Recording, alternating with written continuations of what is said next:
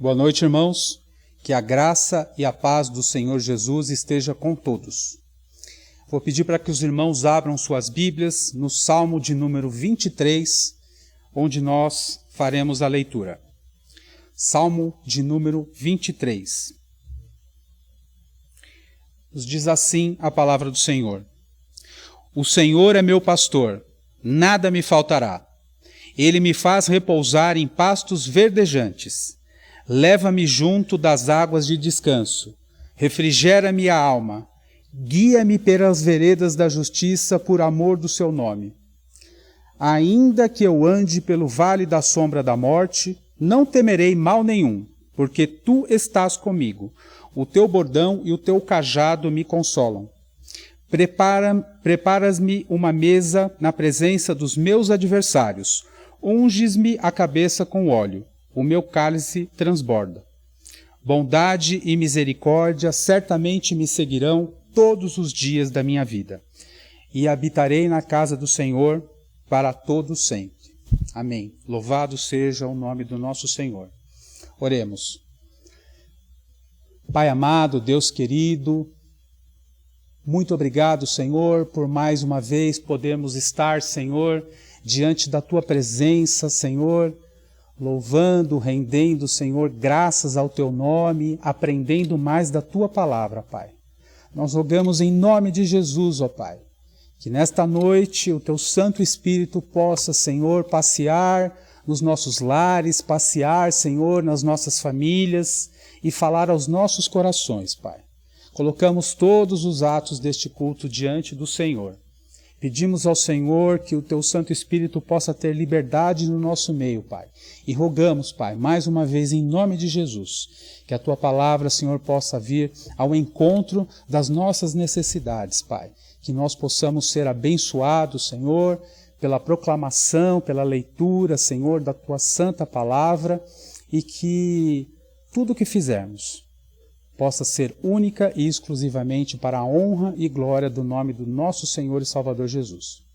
É no nome dele que oramos. Amém. Agora nós vamos passar ao momento de louvores. Boa noite, irmãos. A graça e paz do Senhor Jesus esteja conosco. Amém?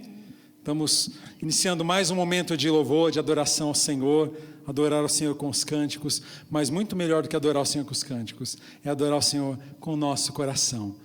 Cante, meu irmão, adore ao Senhor, manifeste em meio a tudo isso que nós estamos passando, a alegria que você tem de servir ao único e verdadeiro Deus, ao Deus vivo, ao Deus das nossas vidas, ao nosso Salvador, ao Senhor Jesus. Vamos adorar? Isso é um convite. Vem, vamos festejar e juntos celebrar ao nosso Rei. Quem é o Rei? O Rei Jesus. Vem,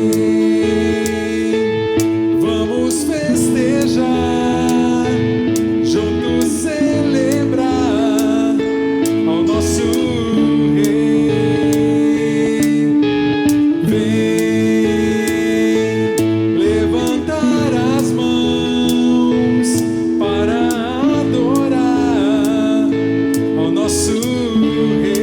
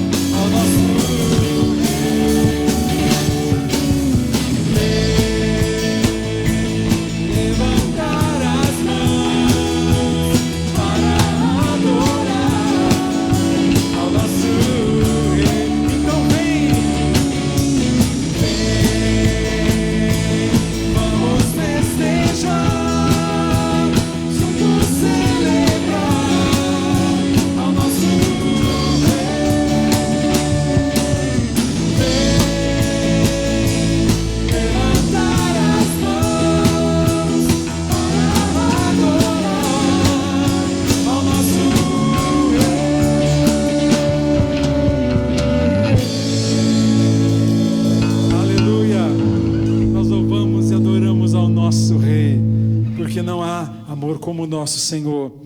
Tão grande amor, todos vão cantar, que possamos cantar o amor do Senhor, celebrar o Senhor em nossas vidas, porque Ele é o único Senhor, o único caminho para todos nós. Em meio a tudo que nós estamos vivendo, apegue-se a Jesus, apegue-se ao Senhor, apegue-se ao seu Salvador, teu grande amor. Vamos cantar?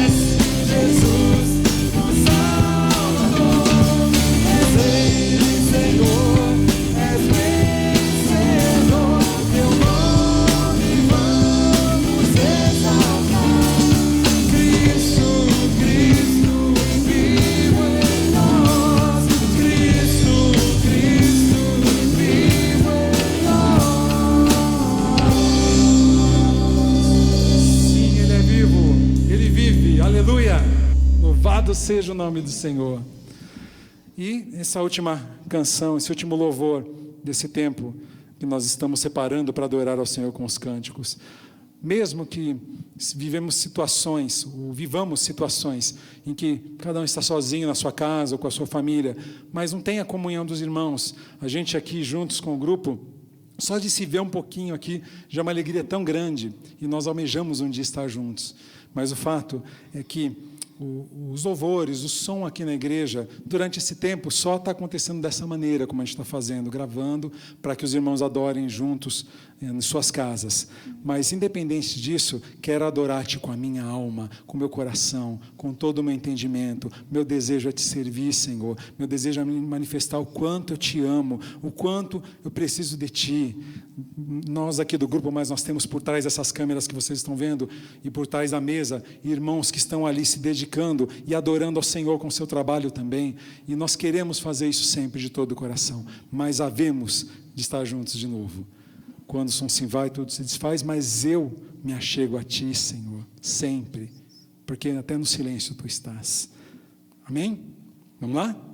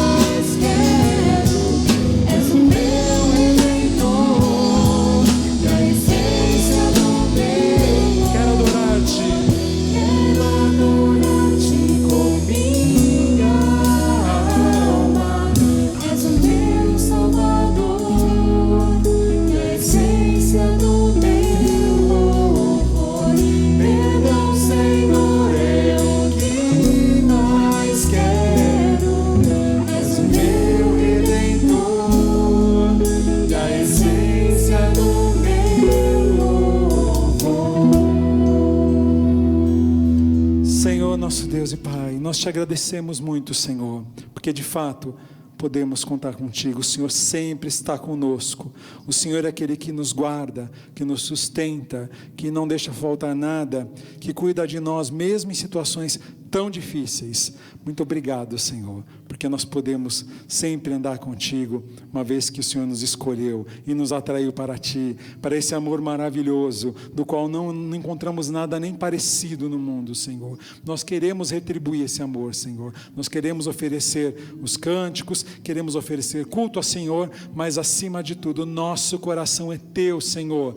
Aceita o nosso coração. Somos falhos, somos pecadores, Senhor, mas nós pedimos, trata da nossa vida, cuida de nós, perdoa os nossos pecados, fortalece-nos, Senhor, ensina-nos os teus caminhos, Senhor, porque nós queremos fazer a tua vontade e em agradecimento, em retribuição ao amor tão maravilhoso, nós queremos também te agradecer, Senhor, te louvar, te servir e te agradar, Senhor. Muito obrigado, Senhor. Aceita esses louvores que de todo o nosso coração nós oferecemos a ti. Aceita, Senhor, nosso coração também como oferta no teu altar. É em nome de Jesus que nós oramos e agradecemos, Pai. Amém. Louvado seja o Senhor. Amém. Que a graça e a paz do nosso Senhor e Salvador Jesus Cristo continue conosco. Hoje você talvez tenha percebido que o nosso culto está um pouco diferente. Talvez você tenha participado dos louvores e percebeu assim, eu acho que eu já vi isso alguma vez. Sim, você viu. Esse culto está sendo gravado. Eu estou gravando o sermão aqui na sexta-feira, dia 12, e o louvor a gente já pegou um de cultos anteriores. Por quê? Porque tivemos um caso de positivo de coronavírus no domingo, na semana passada, na reunião do presbitério, onde estávamos o pastor Marcos, o Léo e eu.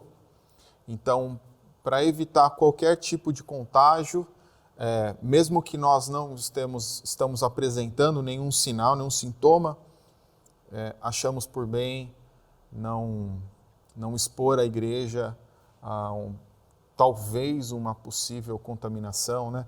Vai que algum de nós está com o vírus, mas não apresenta sintomas, e então, por segurança, a gente decidiu fazer gravada. Então sim, você já assistiu esse louvor antes, mas o sermão não. O sermão é novo. E como eu disse, a gente está gravando hoje, sexta-feira. Que se fosse um ano normal, nós chamaríamos essa de sexta-feira de carnaval. Você está assistindo esse louvor, você está participando do culto no domingo de carnaval. E esse ano está muito diferente, né? Não tem escola de samba, não tem carnaval, está tudo parado. Nunca aconteceu na história, pelo menos que eu me lembre, de 82 para cá, que foi quando eu nasci, claro que eu não lembro de 82, mas sei lá, de 90 para cá, o carnaval nunca deixou de acontecer. E se por um lado a gente fica contente por não ter essa festa, por outro lado, nós conseguimos até aprender algo olhando para essa realidade. Esse evento como um todo, ele é uma grande festa, ele é um grande movimento de busca por fama. Muito mais do que dinheiro, muito mais do que dinheiro. Muita gente ali paga. A maior parte das pessoas pagam para estar desfilando nas escolas de samba. Muita gente gasta muito dinheiro para isso. Por quê? Porque de alguma maneira quer fazer o seu nome famoso, o seu nome conhecido na história. E isso é algo comum. Você talvez encontre isso dentro da sua empresa, talvez você no seu meio profissional encontre gente que quer colocar o nome na história.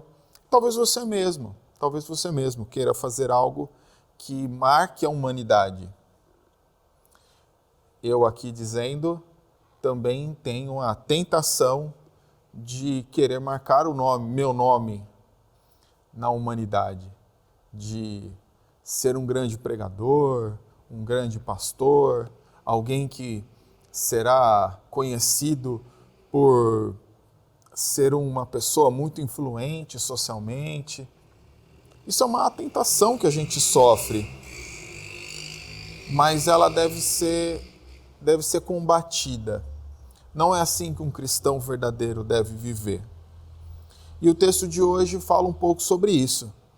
E você pode abrir aí, por favor, em Filipenses 2, vamos ler a partir do 19. Espero no Senhor Jesus enviar-lhes Timóteo o mais breve possível, a fim de que eu me sinta animado também ao receber notícias de vocês. Também não tenho ninguém com esse mesmo sentimento e que se preocupe tão sinceramente por vocês. Todos os outros buscam os seus próprios interesses e não os de Jesus Cristo. Quanto a Timóteo, vocês conhecem o seu caráter provado, pois serviu o Evangelho junto comigo. Como um filho trabalha ao lado do pai. Portanto, este é quem eu espero enviar, tão logo eu saiba como vai ficar minha situação. Mas confio no Senhor, que também eu mesmo em breve irei até aí. No entanto, julguei necessário enviar-lhes Epafrodito, meu irmão, cooperador e companheiro de lutas, e da parte de vocês, mensageiro e auxiliar nas minhas necessidades. Ele tinha muitas saudades de todos vocês, e estava angustiado porque vocês ficaram sabendo que ele adoeceu. De fato adoeceu, estava à beira da morte, mas Deus se compadeceu dele, e não somente dele, mas também de mim, para que eu não tivesse tristeza sobre tristeza. Por isso, tanto mais me apresso em mandá-lo, para que, vendo novamente, vocês fiquem alegres e tenham menos tristeza. Recebam-no, pois, no Senhor com toda alegria, e honrem sempre os que são como eles. Recebam-no, pois, no Senhor com toda alegria, e honrem sempre os que são como eles. Como ele, porque, por causa da obra de Cristo, ele quase morreu, arriscando a própria vida para suprir a ajuda que vocês não podiam me dar pessoalmente. Senhor Deus, nós te agradecemos pela tua palavra, Senhor. Te agradecemos porque o Senhor deixou registrado essas palavras, o Senhor deixou registrado, ó Pai, através da pena de Paulo, esse escrito que nos servirá, Senhor, de alimento para essa noite. Eu peço que o Senhor nos ajude, que o Senhor nos abençoe, tanto no que eu vou dizer, quanto no que as pessoas, naqueles que estão ouvindo, vão compreender, ó Pai. Nos ajude, Senhor, a cada dia ser mais parecido contigo. E é esse o objetivo desse sermão. É o que eu te peço, o que nós te pedimos em nome de Jesus Cristo. Amém.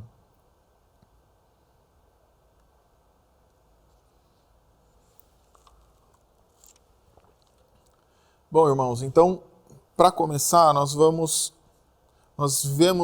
o texto e mostram dois homens sendo enviados por Paulo, da onde ele estava preso, como falamos lá no primeiro sermão, talvez de Roma. Existe uma possibilidade que ele esteja preso em Roma. Outros dizem que em Éfeso, mas a maior parte aponta para Roma. Então, ele está preso lá e ele está mandando de volta, mandando para ser auxiliar na igreja, para auxiliar aquela igreja que era nova, recente ali. Está mandando Timóteo e mandando de volta Epafrodito. Dois homens que, pelo texto, já fica claro que não buscavam os próprios interesses.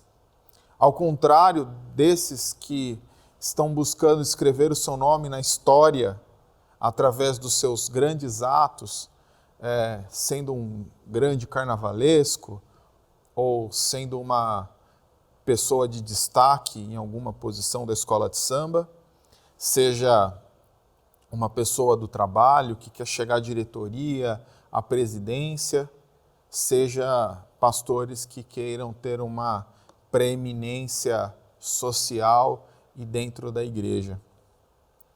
Esses dois não estavam preocupados com nada disso. Eles estavam preocupados em servir ao Senhor, em fazer a vontade de Deus para ser útil nas necessidades daquele momento. Então, quem é Timóteo? Vamos dividir isso. A gente vai olhar primeiro brevemente para a biografia dos dois. Quem é Timóteo? Timóteo é filho de um grego com uma judia e que morava em Listra antes de acompanhar Paulo na sua viagem. Ele se converteu na primeira viagem missionária de Paulo.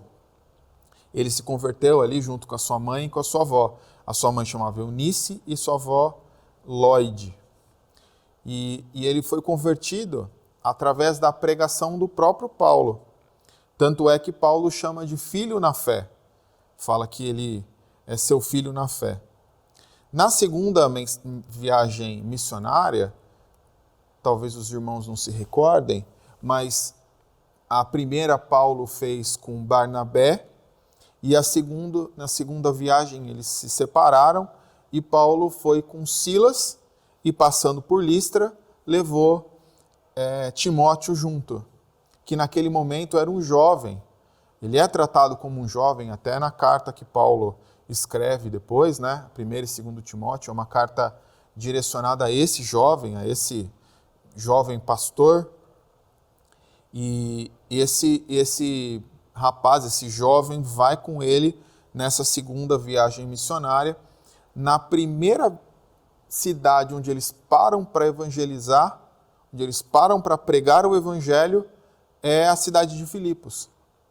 Então, Paulo está escrevendo essa carta para a igreja que foi plantada por ele, em Filipos, mas Timóteo estava lá desde o começo. Timóteo participou da plantação, da evangelização, ele conheceu as pessoas, ele trabalhou com a liderança, tudo junto com Paulo. Então, Timóteo é alguém muito conhecido ali daquela comunidade. A gente vê até pela abertura da carta, né, que em Filipenses 1:1 diz assim: Paulo e Timóteo, servos de Jesus Cristo, a todos os santos em Cristo Jesus, inclusive bispos, diáconos, que vivem em Filipos. Então ele começa a carta ali, que esse primeiro versículo é o remetente, né? A gente falou isso no primeiro sermão dessa série. É como o que a gente escreve no envelope. Então ele fala assim, quem está mandando a carta para vocês é Paulo e Timóteo. Só faz sentido escrever, dizer o nome de Timóteo nesse remetente se ele fosse muito conhecido da igreja. Porque Paulo não estava só com Timóteo, existiam outras pessoas ali. Mas, então Timóteo era uma pessoa conhecida daquela comunidade. E era uma pessoa muito conhecida, especialmente de Paulo. Porque a viagem continuou.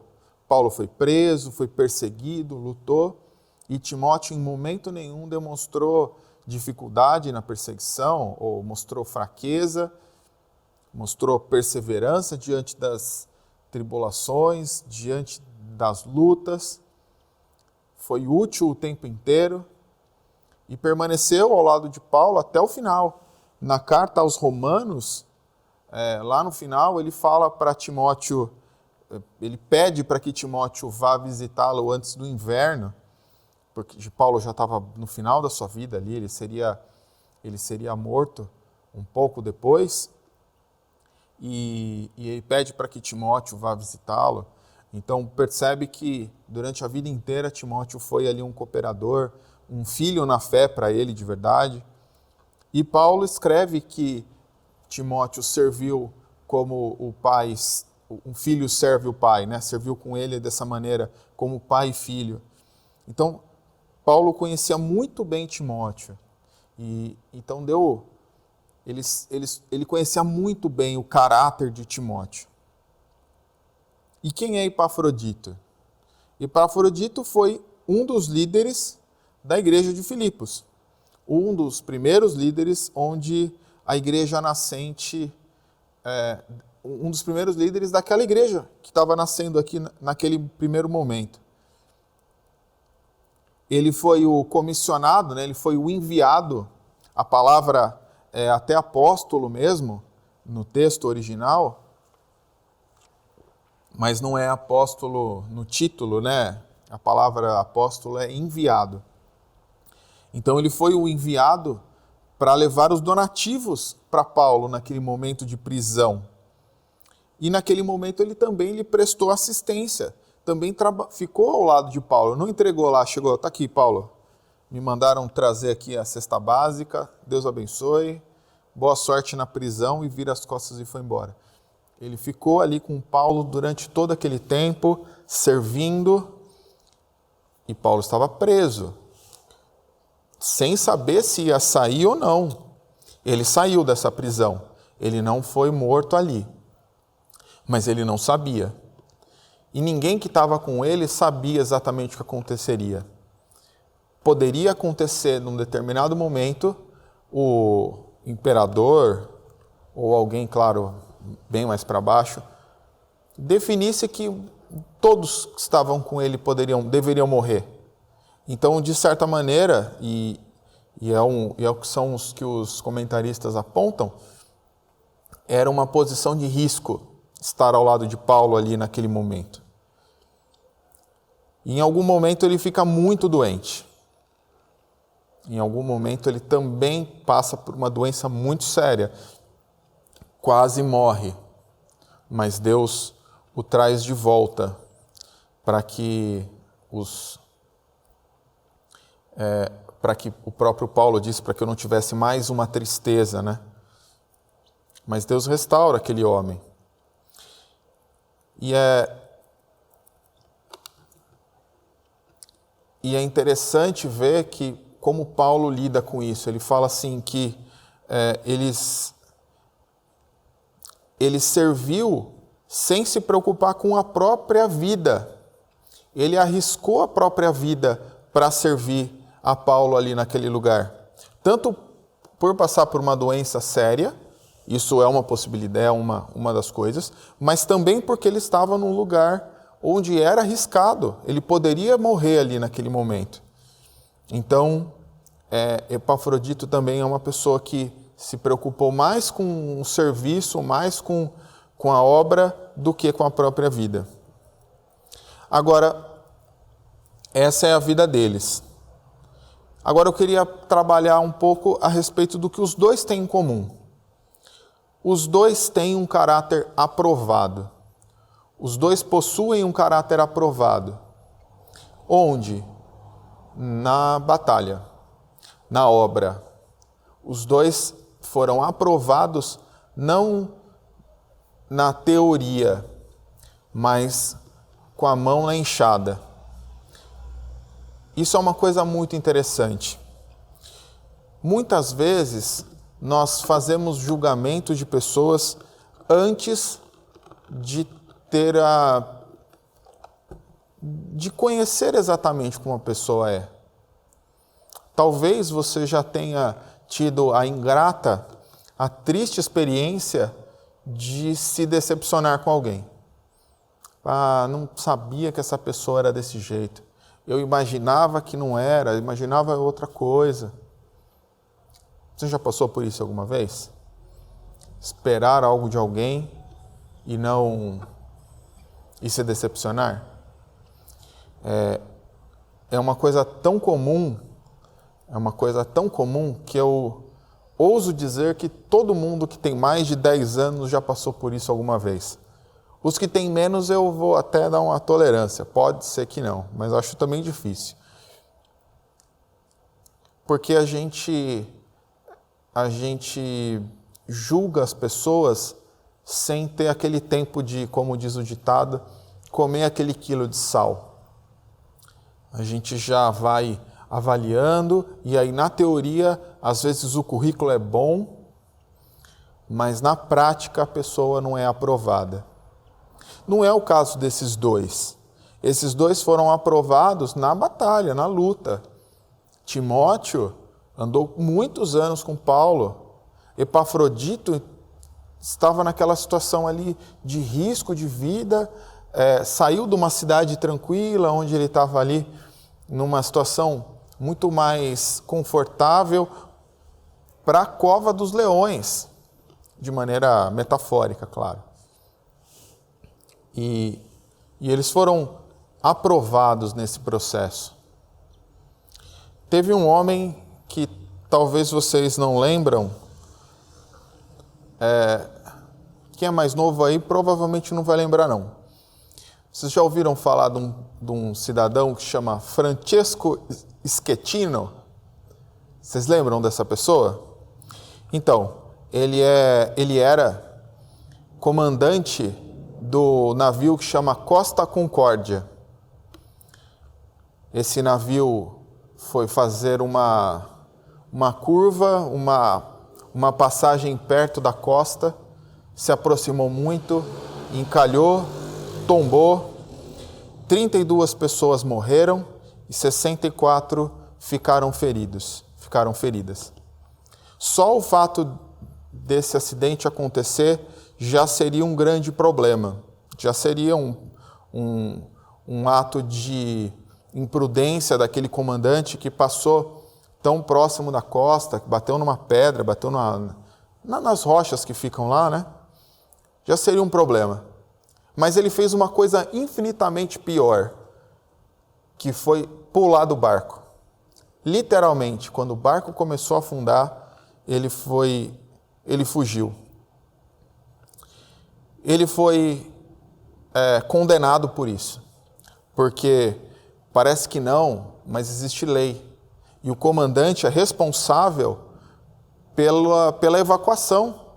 Ele precisa ser o último a sair do navio. É a função dele. Então,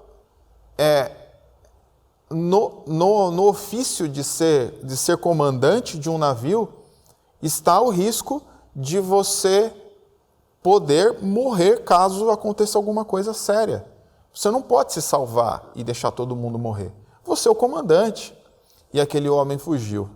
Tem um áudio depois dele ligando para os superiores e aí o superior pergunta: onde você está? E ele fala assim: eu já estou aqui fora. E o comandante dele fica muito bravo. Fala: volta para lá agora. E aí ele volta, mas não adiantou. Ele foi condenado por homicídio e ele pegou 16 anos de prisão. Como não foi no Brasil, provavelmente ele vai cumprir os anos de prisão. Mas veja, de repente esse capitão, se você pegasse o currículo dele e avaliasse as formações, o conhecimento, você encontrasse alguém que merecesse ser aprovado. Mas no momento da dificuldade, no momento da tribulação, ele foi completamente reprovado. Completamente reprovado. Talvez você conheça gente assim. Gente que no meio da luta foge. Quando o barco afunda, pula do barco. Ou talvez essa pessoa que você conheça assim, esteja dentro da sua camisa. Talvez você seja essa pessoa. Aquele que pula do barco quando as coisas ficam difíceis.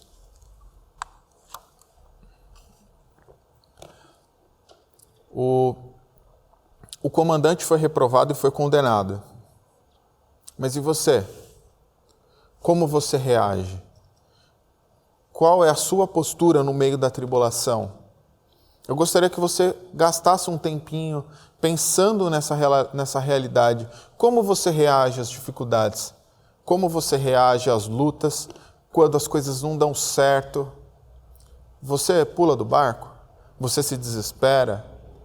Você nega a Deus? Você se afasta de Deus? Você deixa de servir? Não vou fazer mais nada não, minha vida não está dando certo. Como tem sido a sua postura diante das tribulações? Diante das dificuldades da vida? Você tem sido aprovado ou reprovado? Eu gostaria que você pensasse nisso. Isso não tem a ver com salvação, porque, é claro, você não é salvo por isso, a gente é salvo por Cristo. Nós somos salvos porque Cristo morreu no nosso lugar e pagou pelos nossos pecados. E porque Ele fez essa excelente obra e porque Ele fez essa obra que você não tinha condição de fazer, nem eu, nem o melhor de qualquer ser humano tem condição de se salvar fora de Cristo, não tem relação aqui com a salvação. Não tem. Mas tem a relação com o nosso serviço nesse mundo, com a nossa obra aqui. Nós somos chamados também a servir. Nós somos chamados a ser útil, a ser luz desse mundo, ser sal da terra. Se o sal não salga, para que serve? Então, se nos momentos de dificuldade você pula do barco, a gente precisa orar sobre isso. Esses dois homens não buscam a fama. Eles não estão aqui para buscar que a sua imagem fique na história. Eles são aprovados, eles têm o caráter aprovado na batalha, mas eles não estão buscando uma fama terrena. Paulo fala de Timóteo o seguinte: não tem ninguém que se preocupe com vocês de forma sincera como Timóteo. Quando Paulo fala isso, talvez a gente tenha até uma tendência a tentar amenizar um pouco essa realidade. E o que ele está dizendo não é no mundo inteiro, não tem ninguém no mundo que seja como ele, não é isso, mas não é ninguém que estava com ele. Lucas não estava, ele estava preso, não podia fazer isso. Então, dos que estavam com ele ali, não tinha ninguém que se preocupasse de maneira sincera com os filipenses. Talvez existissem aqueles que gostariam de ser enviados. Talvez existissem aqueles que gostariam que Paulo mandasse. Me manda, eis-me aqui, Paulo, envia-me a mim. Por quê? Porque Filipos era uma cidade muito boa para se morar. Filipos era uma cidade muito legal. Como eu não estou falando de todos os missionários, é claro, mas como alguns pensam assim, já que tem que ser missionário, que eu seja missionário em Paris, que eu seja missionário na Europa. Não que esses homens tenham uma vida muito boa, não que eles tenham abastança, não que eles sejam ricos ali, eu sei que não. Mas eu também sei, eu também imagino que existem aqueles que não estão muito interessados no evangelismo europeu, que não estejam assim tão sinceramente interessados naquelas pessoas, nos parisienses, nos londrinos, nos europeus em geral, estejam mais preocupados no benefício que eles podem ter. É isso que Paulo está falando aqui de Timóteo. Todos esses que eu poderia enviar estão pensando nos seus próprios interesses. Mas Timóteo não. Timóteo está pensando no interesse de Cristo. O interesse de Cristo é que as pessoas sejam alcançadas. Esse é o interesse de Cristo. O interesse de Cristo é que Timóteo chegasse ali, pregasse o Evangelho, cuidasse das pessoas, que o coração dele estivesse ali naquela cidade pelas pessoas, e não pela cidade, e não pelos benefícios, e não por ter uma infraestrutura boa, onde ele criaria o filho nas melhores escolas e teria muitos benefícios sociais. Veja, eu não estou falando que todo mundo pensa assim de hoje, mas alguns pensam. Talvez você não tenha entendido ainda que você foi colocado na sua empresa para servir a Deus. Talvez você está imaginando que você foi colocado ali para ganhar dinheiro, para ficar rico, para ter uma boa condição de vida. Não, você está ali para pregar o Evangelho. Não é pelos seus próprios interesses. É pelo interesse de Cristo. Talvez você pense isso mais sobre pastores e líderes religiosos. Mas todo mundo está no mesmo barco. Todos nós estamos no mesmo barco. Nós trabalhamos para a glória do Senhor, não é? Você é advogado para a glória de Deus, você é engenheiro para a glória de Deus, você é médico para a glória de Deus, você é enfermeiro, você é office boy, está começando a vida agora, e você é office boy para a glória de Deus. E você foi colocado lá não para o seu próprio benefício, mas pelo de Cristo. Epafrodito tem a mesma característica. Ele também é companheiro nas lutas e ele também quase morre. E como eu já disse antes, ele abre mão de uma vida confortável numa cidade boa para ir servir Paulo na cadeia. Não importa se a cidade era boa ou não, se ele está em Roma ou está em Éfeso. O fato é, ele estava numa situação perigosa, difícil, e passou por uma situação de doença gravíssima. E Paulo diz que ele próprio arriscou a própria vida. Ele quase morreu arriscando a própria vida. Então, parece ser uma atitude pensada por ele. Ele, não, eu vou, não importa que eu morra, mas eu vou. Não importa, vamos continuar a obra, vamos continuar fazendo. E talvez a gente nas nossas empresas pense assim, não está dando resultado, o salário não está tão bom. Mas Jesus te chamou para ser sal e luz ali, pregar o evangelho ali. Se ele te chamou, continua enquanto a obra tiver que ter que acontecer. Antes de salário, a gente tem o evangelho para pregar. A gente tem um testemunho a dar. Não estou falando para você não estou dizendo para ninguém aqui que você não pode trocar de empresa. Não é nada disso. Que você não pode buscar melhores salários e ser... Não é nada disso. Mas isso não pode ser o fim da sua vida. Isso não pode ser o que te faz acordar. Vocês estão entendendo? É muito diferente. Quando você acorda, você pensa nos seus sonhos. O que eu quero ser da vida? Você pensa ser rico? O que eu quero ser da minha vida? Eu quero ser rico. Para quê? Para ser rico. Para ter fama. Para ser conhecido.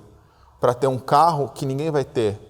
Esses dias chegaram 5 McLarens, ou pelo menos houve uma pré-venda aí de 5 McLarens. Cada McLaren custa 5 milhões de reais. 5 milhões.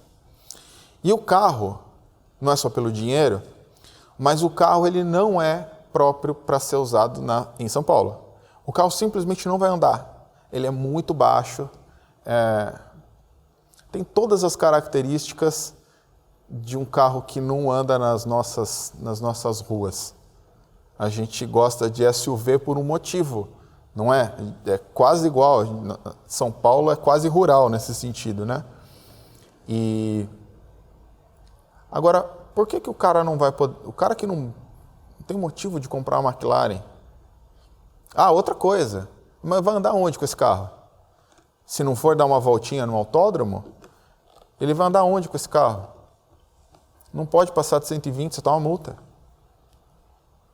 Não é igual a Alemanha, que tem as estradas que não tem limite de velocidade. Não é. Por que essa pessoa quer ter uma McLaren? Quer ser famosa, quer ser conhecida, quer ser diferente.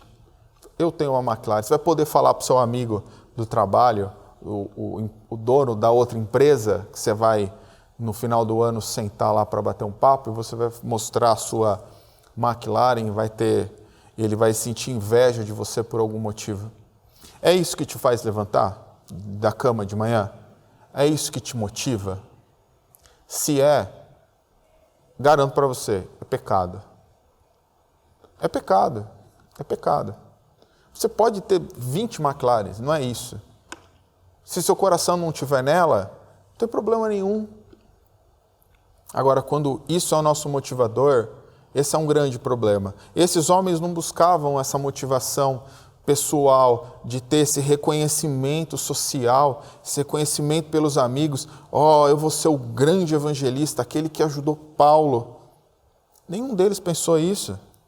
Eles tinham a ideia de que faziam parte de algo muito maior.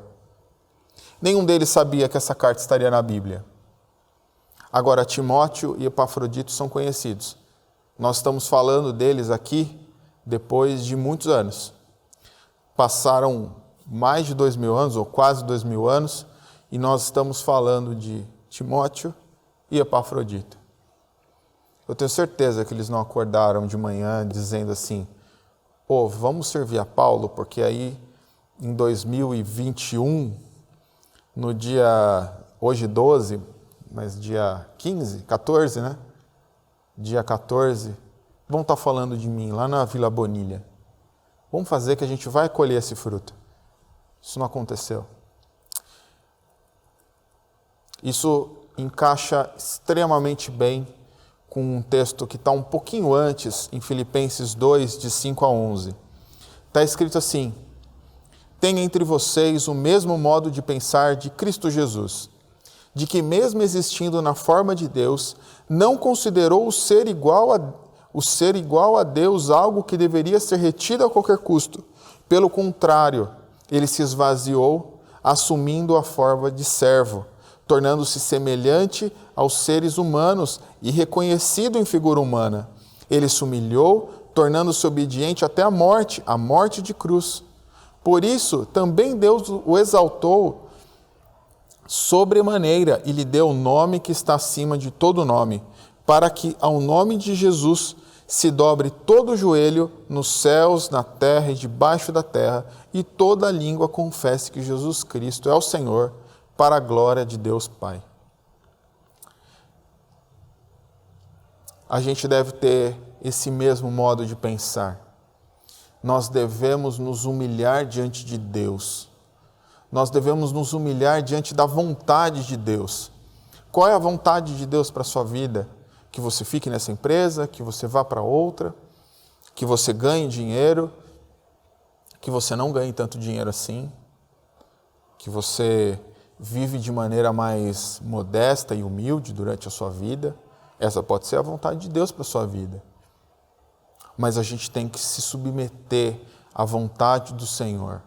Nós precisamos nos humilhar diante de Deus, reconhecendo que Ele é Deus e não nós.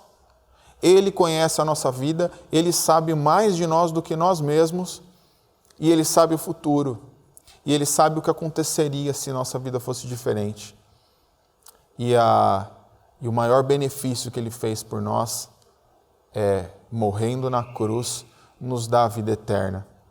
Essa é a única garantia que nós temos aqui.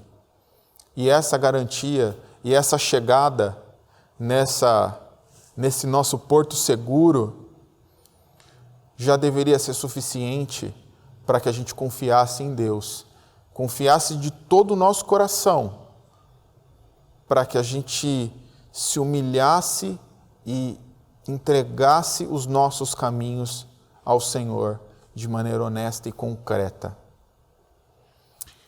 Esses dois homens deixaram esse exemplo para nós. Foram dois homens que entregaram os seus caminhos, que não buscaram os próprios caminhos, não buscaram ter o nome reconhecido, mas Deus os deu um nome reconhecido, um nome marcado na história. A semelhança de Jesus, que se humilhou. Claro que o nome de Jesus é acima, incomparavelmente mais alto do que o nosso, pode um dia chegar a ser, mas isso já é o fato de ter o nome reconhecido por Deus, já é um grande benefício, não é? Que a gente se entregue, que esse exemplo desses dois homens sirva para que a gente entenda e repense um pouco da nossa vida. Claro que tudo isso, pela nossa própria natureza, é impossível. A nossa própria natureza milita contra a vontade de Deus. Mas a nossa oração é que o Espírito Santo nos convença, nos ajude, para que juntos nós consigamos nos humilhar diante de Deus. Essa é a mensagem de hoje. Vamos orar? Senhor Deus, nós te agradecemos pela tua palavra. Te agradecemos, Senhor, pelo exemplo desses dois homens que nos servem hoje, Pai, de exemplo, nos servem hoje, ó Pai, de